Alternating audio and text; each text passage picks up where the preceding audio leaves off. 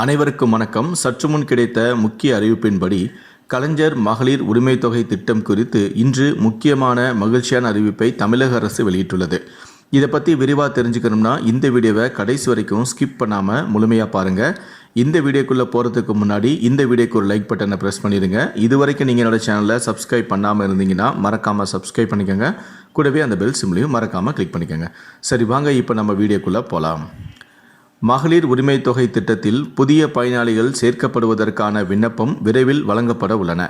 யாருக்கெல்லாம் விண்ணப்பம் வழங்கப்படும் என்ற தகவலும் வெளியாகியுள்ளது. புதிதாக 2.5 லட்சம் பேருக்கு ரேஷன் அட்டைகள் வழங்கப்பட்டு உள்ளன. அதில் 2 லட்சம் பேருக்கு வழங்கப்படும். கணவர் அரசு பணியில் இல்லாத பட்சத்தில் அவருக்கு வழங்கப்படும். இந்த வார இறுதியில் முதல் கட்ட பணிகள் இதற்காக நடக்கும் என்று அறிவிக்கப்பட்டும் உள்ளது. அதன் பின் ஜூலை 1ஆம் தேதி விண்ணப்பம் வழங்கப்பட்டு ஜூலை 10ஆம் தேதிக்குள் பரிசீலனையும் செய்யப்படும் என்கிறார்கள். இதில் புதிதாக திருமணமானவர்கள் மற்றும் புதிய ரேஷன் அட்டைதாரர்கள் ஆகியோருக்கு பணம் வழங்கப்பட உள்ளதாக தகவல்களும் வெளியாகியுள்ளன. கலைஞர் மகளிர் உரிமை தொகை திட்டம் விரைவில் மேலும் விரிவுபடுத்தப்பட உள்ளது. இந்த முறை இதில் கூடுதலான பயனாளிகள் சேர்க்கப்பட உள்ளதாக தகவல்கள் வெளியாகியுள்ளன.